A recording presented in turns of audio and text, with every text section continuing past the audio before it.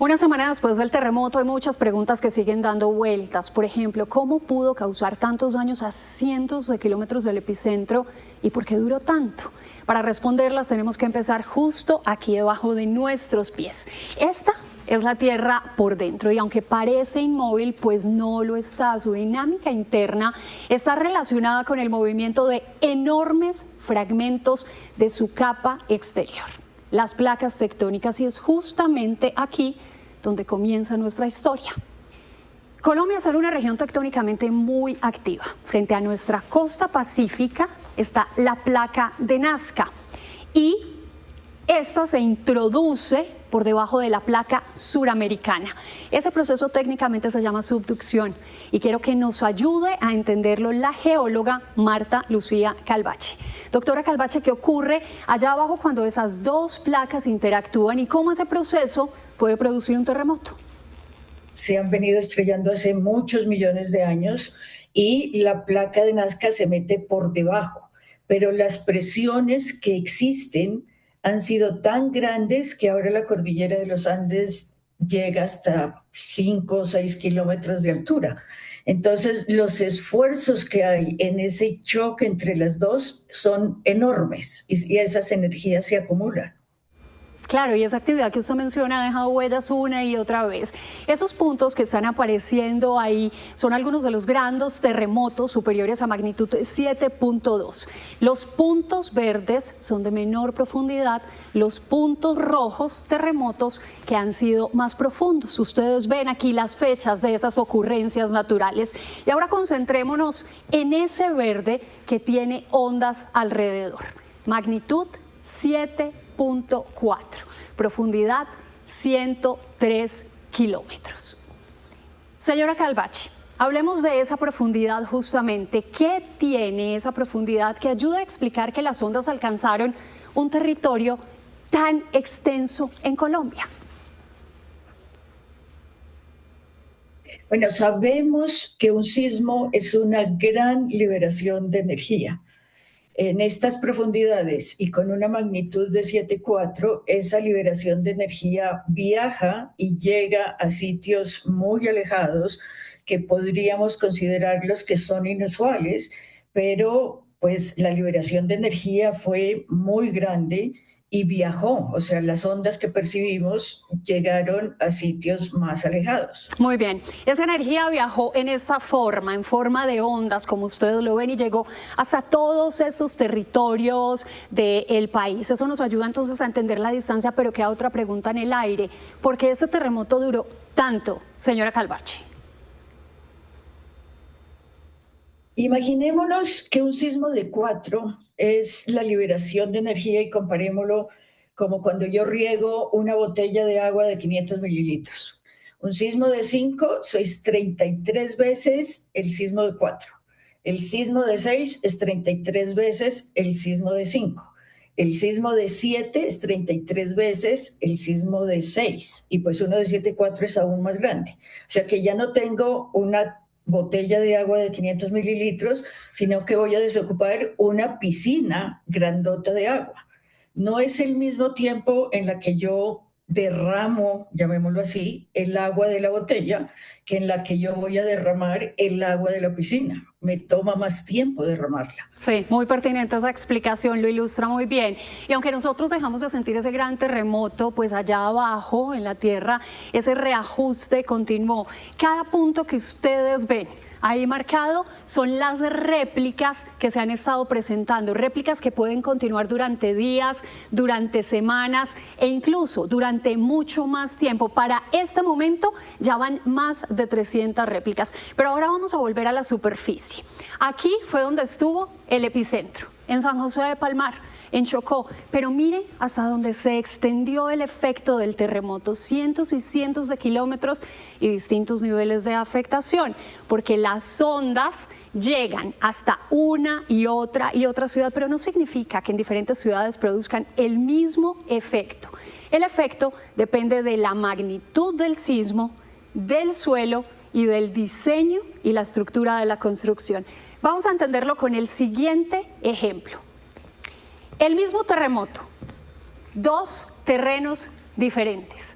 Aquí, un terreno duro, un terreno rocoso, con construcciones sismoresistentes, y miren lo que pasa.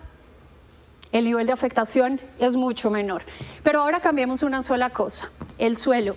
Ubíquense en estos dos terrenos, un terreno arcilloso y un terreno acuoso o arenoso.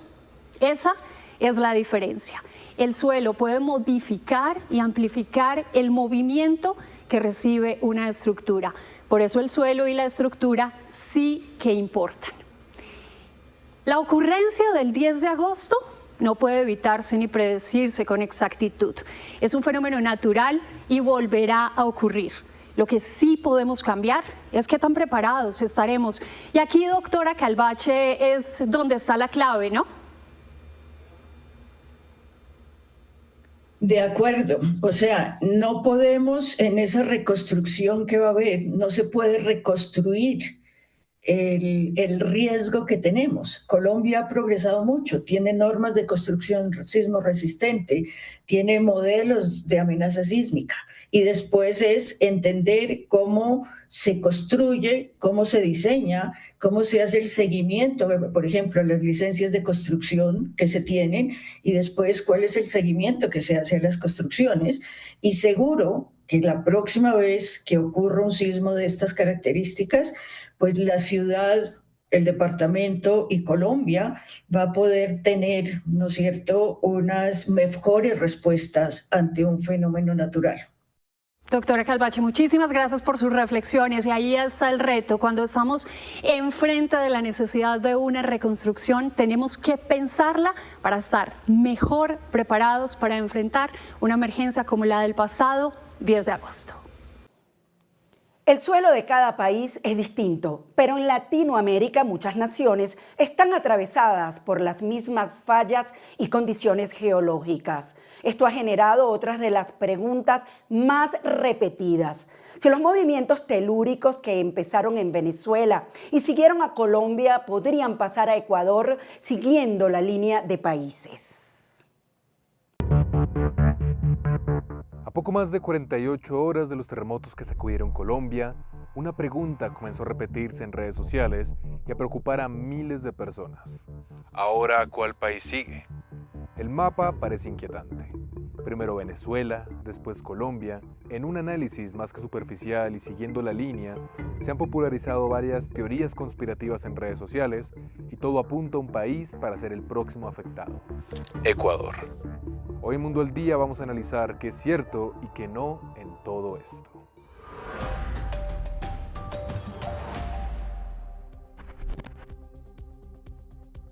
La sensación de que existe una especie de recorrido sísmico por América Latina puede parecer lógica.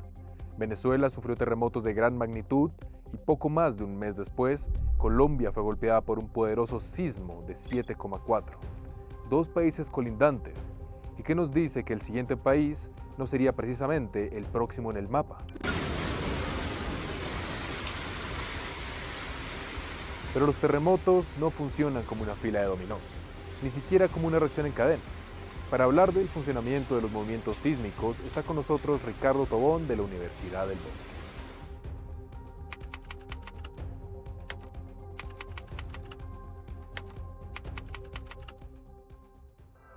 Los sismos son acumulación de energía que sea producto y sea en el interior del planeta.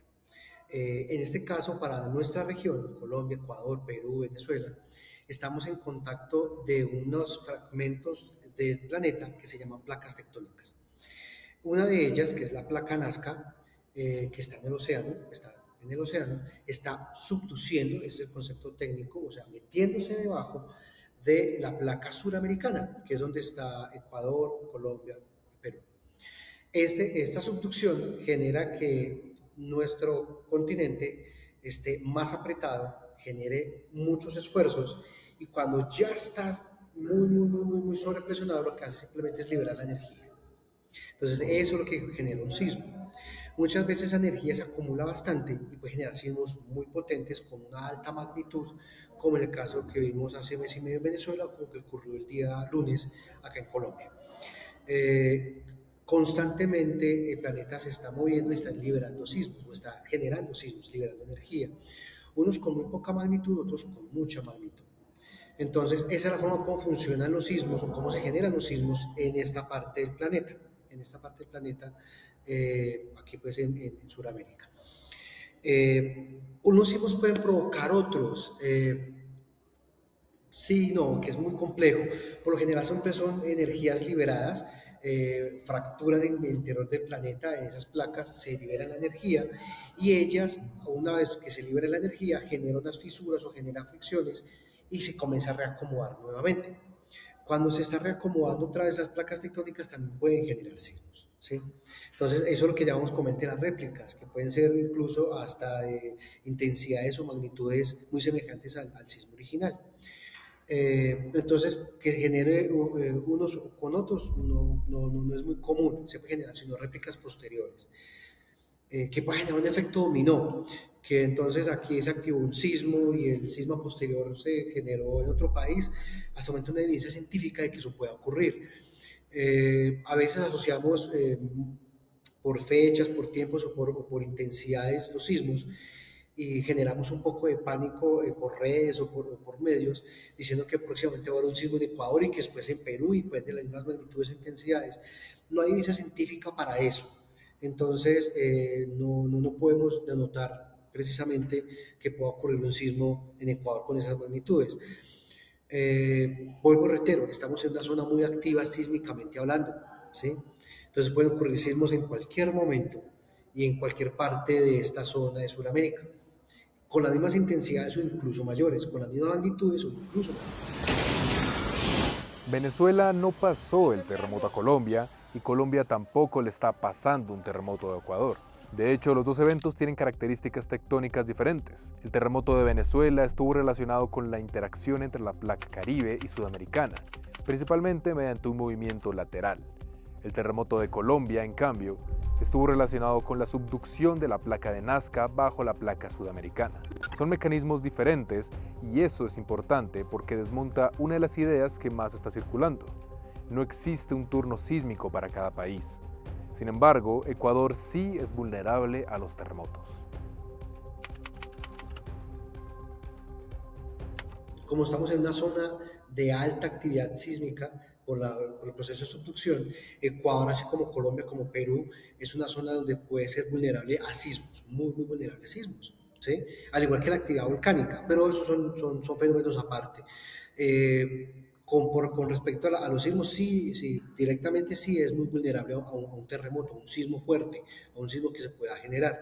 Entonces, con ese orden de ideas, tenemos que estar muy preparados para eventualmente un sismo, ¿sí? Y creo que ahí es donde comenzamos a fallar un poco como comunidad y como nación y como humanidad. Sabemos que estamos en una zona activa, sabemos que estamos en una zona que se producen sismos muy intensos, con bastante magnitud, y no tomamos las medidas correctivas. Entonces creo que sí es vulnerable un sismo. Toda vez también que hay que mirar que se hace vulnerable la comunidad o se hace vulnerable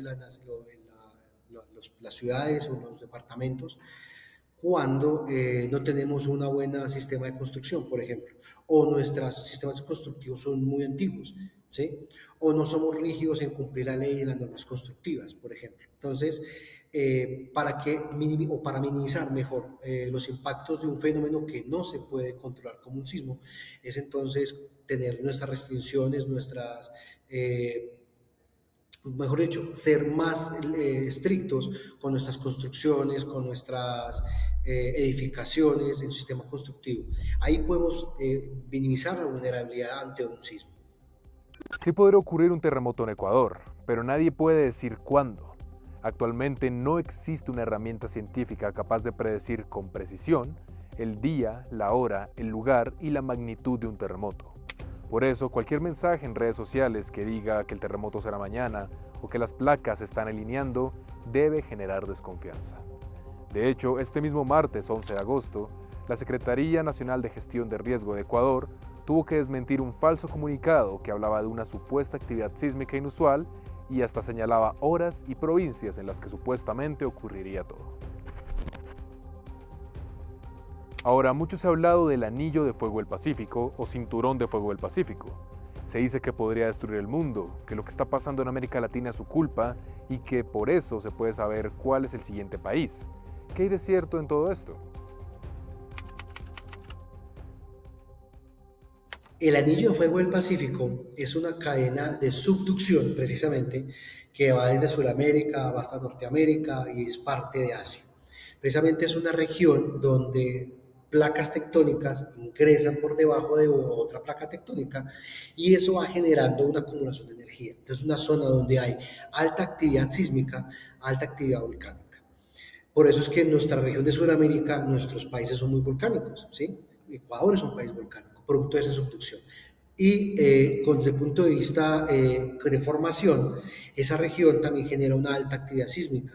La gran mayoría de los sismos en el planeta se dan en ese cinturón, en ese anillo de fuego, como lo denominamos, que es del Pacífico. ¿Por qué? Porque está rodeando todo el Océano Pacífico. Hay que aclarar también de que esta parte es una región de alta sismicidad, y puede generar bastantes sismos constantemente. Y por último, si puede destruir al mundo, bueno, eso es una pregunta muy compleja. El planeta tiene su dinámica interna, ¿sí? El planeta tiene su dinámica interna, sus subducciones, su movimiento de placas tectónicas, libera energía constantemente, precisamente para mantener un equilibrio. Entonces, decir que va a destruir al mundo, no necesariamente va a pasar eso. Entonces tenemos que tener un parte de tranquilidad de que el planeta no se va a destruir producto del Anillo de Fuego, que es una región que es muy activa y tenemos que aprender a conocerla, tenemos que generar más información, más pedagogía a las comunidades, a los colegios, para que podamos comprender un poco dónde vivimos y en qué contexto estamos. Y eso es otra cosa que también debemos de fortalecer, la educación preventiva y la educación en gestión del riesgo. Muchas veces no llevamos lo necesario o lo suficiente desde nuestro concepto hasta las comunidades, y por eso es que tampoco entendemos un poco cómo es que se maneja el planeta o cómo se comporta el planeta. En conclusión, entonces, el Anillo de Fuego del Pacífico es una región activa sísmicamente que va a generar muchos sismos, no están interconectados unos con otros, pueden ser aleatorios y son independientes, y en definitiva no van a destruir al mundo. Nadie puede afirmar científicamente dónde será el próximo terremoto. No existe una cadena Venezuela, Colombia, Ecuador. No existe una regla que indique que después de un gran terremoto en un país, necesariamente llegará otro al país vecino, y tampoco existe actualmente una alerta oficial que anuncie un gran terremoto en Ecuador. Pero el riesgo es real. Ecuador no tiene que ser el siguiente, pero en toda la región tenemos que prepararnos para cuando vuelva a pasar, porque tal vez sean meses o en muchos años, pero volverá a pasar.